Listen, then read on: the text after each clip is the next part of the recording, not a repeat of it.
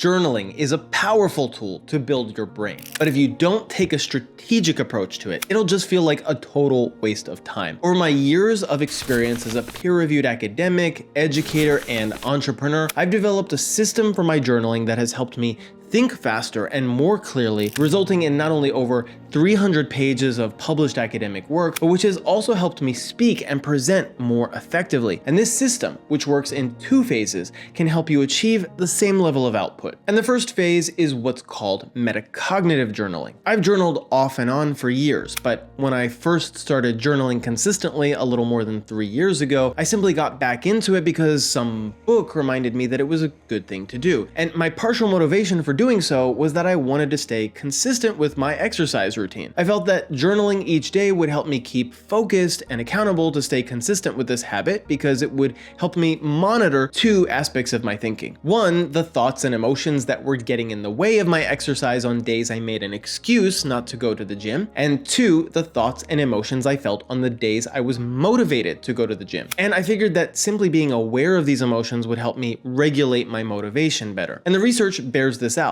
A myriad of studies over decades have now clearly demonstrated that journaling has concrete benefits for what is called metacognition, or put simply, thinking about your own thinking. And this process of metacognition in turn helps increase what is called executive function, the function of your mind that deals with decision making and self-regulation. But even without the science to back this up, I already knew this type of journaling worked because I had already experienced an incredibly simple yet effective method of journaling at a previous point in my life. And it's a method I now call the problem solution framework that you can start using right away to generate ideas and solutions others would just miss. You see, years ago, when I was really broke and stressed out constantly about money, one way I would cope with this stress was to pull out a sheet of paper, create 2 columns, the left one entitled problems and the right one entitled solutions. And I would write out in the left column all the issues I had and identify the emotions I was feeling. I would ask myself,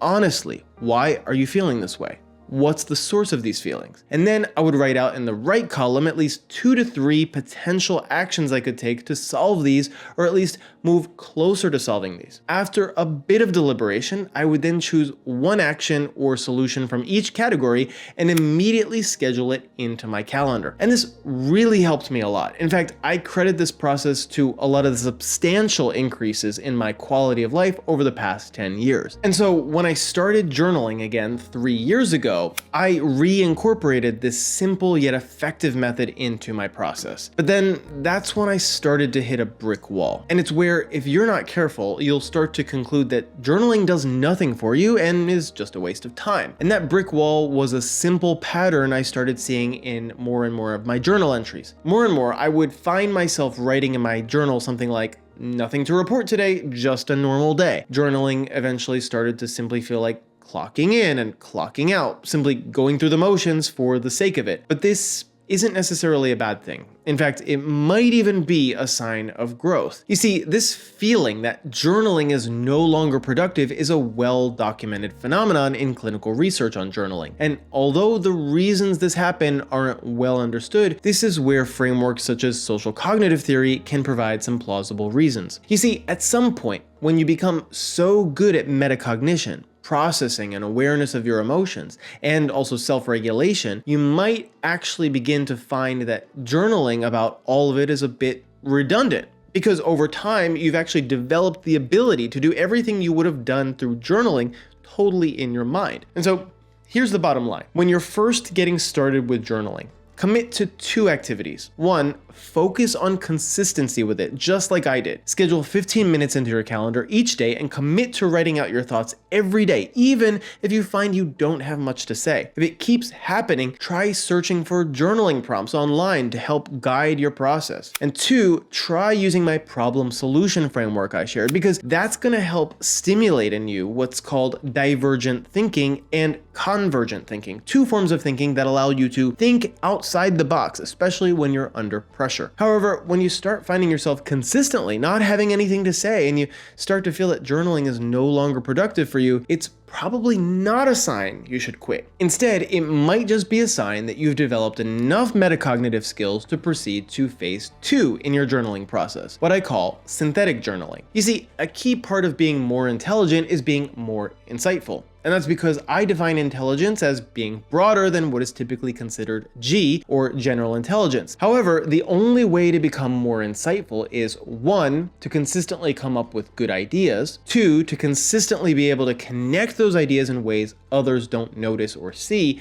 and finally, 3, to be able to communicate your ideas in ways that people will understand and be receptive to. You see, after having focused on academia for a few years, I decided to focus on it again, and in a serious way. I started setting up a reading list and reading schedule for myself. I created a study plan and study schedule for myself, and I blocked off specific times in my calendar for review of my notes, research studies, and specific passages and concepts. And I still have this kind of weekly self-directed study schedule. But what's the point of mentioning all this? Well, the truth is, this stage of journaling is all about creating a repository. What this means is that your journaling has now upgraded to becoming a sort of dumping ground for all your ideas. I know that sounds kind of bad, upgraded to a dumping ground, but hear me out. You see, the more metacognitive you become from your first phase of journaling, the more research shows that you're creating lasting structural changes to a part of your brain called the anterior prefrontal cortex, leading you to become better capable of creating a structured self-study routine similar to the one I've laid out. Before engaging in metacognitive journaling, this might have been previously impossible for you. And the more you create this kind of structured self-study routine, the more ideas you'll be exposing yourself to. The more ideas you're exposing yourself to, the more ideas will be percolating and incubating inside your mind. And the more you'll find that your mind will be so full that you'll feel the need to dump them somewhere. And this somewhere will be your journal. You see, at this point, you almost won't even need to schedule in that daily 15 minutes to journal. And you certainly will have far fewer days where you'll find yourself writing something like nothing to report today. Because in moments of silence or boredom, or even in a dream, you'll have some new idea suddenly emerge. And why? Well, especially in moments of boredom or letting your mind wander, a truly beneficial state for your brain is activated called the default mode network. And this initiates a special process in your mind. Namely, the ideas in your mind that you've been learning, let's say ideas A, B, C, D, and E, are all kind of floating around in there.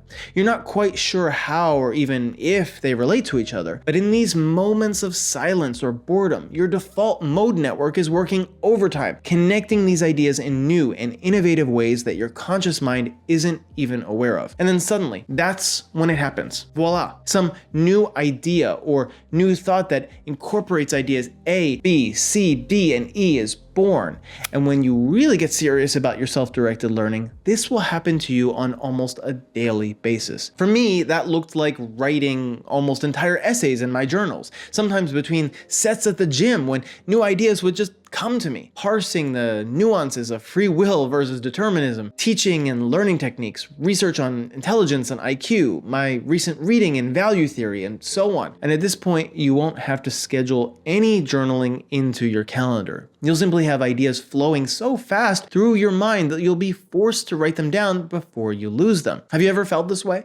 Have you ever felt this rush of constant ideas coming to you and felt compelled to write them down one after another? If not, don't worry. As we've seen, this process happens in phases, one layering naturally on top of the other. But here's the real beauty of this process. It's in the fact that it starts to make you get really good at writing, communicating, and expressing yourself clearly. And the more diligently you engage in the self-directed learning process, the faster this process becomes. You know, it's easy to look at great thinkers and writers and assume they were always clear, articulate, and effortlessly insightful. But that's almost never true. Darwin, for instance, often noted that his own process for journaling was chaotic, and he filled notebook after notebook, trying, failing, refining, until ideas such as natural selection emerged fully formed. And for the famous Stoic thinker Marcus Aurelius, his Meditations wasn't written for the world. It was his private journal. a way to reason with himself, to clarify what he believed,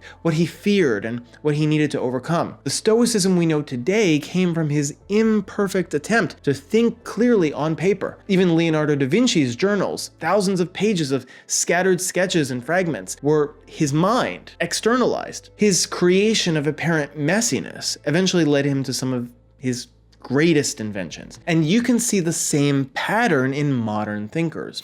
Einstein famously used notebooks not to explain what he knew, but to discover what he didn't. Every formula began as some outside-the-box, unproven idea, but nonetheless, it was a stepping stone to some of his most world-changing ideas. So if you ever feel that journaling isn't working for you, you're actually standing in the same place where every genius once stood, between confusion and clarity, between scattered thoughts and structured insight. The difference is that they stayed there longer. That's what synthetic journaling really is. The practice of turning the chaos of thought into something innovative, new, and clear. So keep writing. One day you'll look back through those pages and realize something incredible. You weren't simply journaling, you were planting seeds that would later come to fruition in ways you never expected. If you want to keep leveling up your critical thinking to make a massive impact not only on your own life, but also on the lives of countless others, then be sure to watch this next video.